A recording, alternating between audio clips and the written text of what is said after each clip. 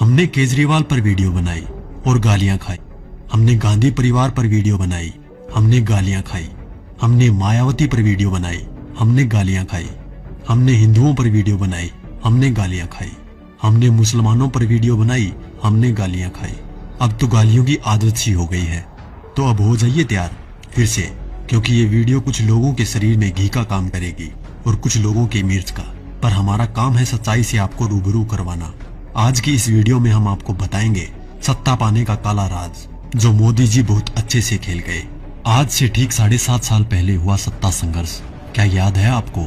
उस संघर्ष में भाजपा पर कब्जा जमाने के लिए आडवाणी और मोदी के बीच एक युद्ध छिड़ा था। सुलह समझौता राजनाथ सिंह ने करवाया था। नितिन गडकरी ने भी महत्वपूर्ण भूमिका अदा की थी। दरअसल हुआ क्या था 7.5 साल पहले? तो चलिए हम आपको बताते हैं कि 7.5 साल पहले झगड़ा किस बात पर था। दरअसल बात ये थी कि लाल कृष्ण आडवाणी, जो कि भाजपा के सबसे वरिष्ठतम सदस्य है, उन्होंने भाजपा के सामने ये शर्त रखी कि वो उन्हें प्रधानमंत्री पद का उम्मीदवार बनाए। लेकिन नरेंद्र मोदी बिगड़ गए। नरेंद्र मोदी ने सीधी धमकी दे डाली कि अगला प्रधानमंत्री पद का उम्मीदवार उन्हें ही बनाया जाए, और वो भी इसी महीने। ये सुनकर सब सकते में आ गए। खबर जैसे ही दिल्ली पहुंची, आनन फानन में भाजपा हाईकमान की मीटिंग हुई। नरेंद्र मोदी और आडवाणी दोनों के बीच सुलह करवाने का प्रयास हुआ और अंत में ये निर्णय लिया गया कि चुनाव लड़ने के लिए धन की व्यवस्था आडवाणी और मोदी में से जो भी करेगा, पार्टी उन्हें ही प्रधानमंत्री पद का उम्मीदवार बनाएगी। अपने 12 साल के गुजरात के शासन के दौरान नरेंद्र मोदी की मित्रता कुछ बड़े उद्योगपतियों के साथ थी, जबकि आडवाणी के साथ ये सुविधा नहीं थी। धन की व्यवस्था करने में नरेंद्र मोदी सफल रहे। अब उसके बाद घटनाक्रम धीरे धीरे बदलने लग गया। पूंजीपतियों ने भाजपा के सामने शर्त रख दी कि भाजपा को तभी धन उपलब्ध करवाएंगे जब नरेंद्र मोदी को प्रधानमंत्री पद का उम्मीदवार पार्टी घोषित कर दे। भाजपा को पूंजीपतियों के दबाव के आगे झुकना पड़ा और नरेंद्र मोदी को प्रधानमंत्री पद का उम्मीदवार बनाना पड़ा। आडवाणी नाराज होकर कोप भवन में बैठ गए। उसके बाद धीरे धीरे घटनाक्रम बदला। लोकसभा चुनाव प्रचार के दौरान मुकेश अंबानी ने देश में 22 चैनल खरीद लिए। इन चैनल को ये निर्देश था कि वो दिन रात मोदी का प्रचार करे, उनकी रैलियों के भाषण लाइव टेलीकास्ट करे और समस्त विपक्षी नेता यानी आज के विपक्षी नेताओं पर तंज कसने के लिए कहा गया। मायावती, अखिलेश, केजरीवाल, राहुल गांधी, सोनिया गांधी, लालू समेत तमाम नेताओं पर तंज कसने के लिए कहा गया। मीडिया ने ये काम बखूबी किया भी। तकरीबन 600 वेबसाइटों को मुकेश अंबानी ने खरीद लिया। नरेंद्र मोदी ने 400 रैलियां की थी। इन रैलियों का खर्चा अपने 67 पूंजीपति मित्रों के द्वारा उठाया गया। नरेंद्र मोदी को चुनाव प्रचार करने के लिए एक हेलीकॉप्टर दिया गया था। ये हेलीकॉप्टर चुनाव प्रसार के लिए अडानी ने दिया था।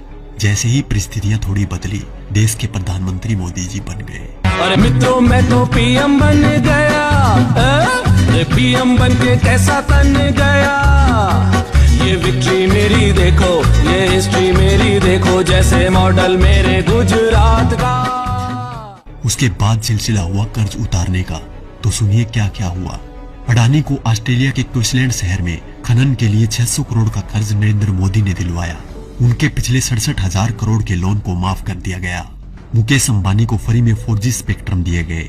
इसके अलावा मुकेश अंबानी की कंपनी पर पिछली सरकार द्वारा लगाया गया जुर्माना माफ कर दिया गया। उनके भी कुछ कर्जों का राइट ऑफ कर दिया गया। दैनिक जागरण अखबार ने लोकसभा प्रचार के दौरान नरेंद्र मोदी का बखूबी साथ दिया था, इसलिए इस अखबार के मालिक को मोदी जी ने राज्यसभा में सांसद बना दिया। दैनिक भास्कर अखबार, जिसके मालिक वेदांता कंपनी है, उसको मोदी जी ने छत्तीसगढ़ में कोयले की खदान दिलवा दी। जी न्यूज, जिसने दिन रात नरेंद्र मोदी का प्रचार किया और आज भी कर रहा है, उसके मालिक सुभाष चंद्रा को भाजपा ने राज्यसभा सांसद बना दिया। और अब बात करें किसान और गरीब लोगों की, तो शायद उनके बारे में मुझे बोलने की जरूरत ही नहीं, क्योंकि सभी नेता कोई भी पार्टी का हो एक ही बात बोलता है, कर्ज माफ, लोगों को नौकरी और लड़कियों को सम्मान। तो क्या हुआ भाई साहब, कर्ज तो आप सभी का माफ हो ही गया होगा और नौकरी भी लग गई होगी, आराम से घर बैठकर खाने की। वैसे देखा जाए तो हम जवानों को इस फोन से फुर्सत मिले तब ना। 4G की लहर ऐसी आई है, हमारी आवाज तभी निकलती है जब टिकटॉक और PUBG बैन हो जाए। वैसे भी टिकटॉक के बैन होते ही अंबानी ने 5 बिलियन का ऑफर दे दिया टिकटॉक को कि हमें बेच दो, हम खरीद लेंगे। और रही बात PUBG मोबाइल गेम की, तो PUBG बैन होते ही खबर आई कि हम 4G गेम मैदान में उतार रहे हैं। अच्छी बात है, मेक इन इंडिया होना भी चाहिए, पर शायद अब इस गेम से युवा गलत दिशा में नहीं जाएंगे, क्योंकि इसको गंगा के जल से धोकर लॉन्च किया जाएगा। तो देखा दोस्तों, ये थी खबर। बाकी जो मीडिया दिन रात आपको दिखाता है वो तो सिर्फ उसका प्रचार है। साथियों, ये खबर हर फोन में होनी चाहिए जिससे कि बीजेपी की इस करतूत का सबको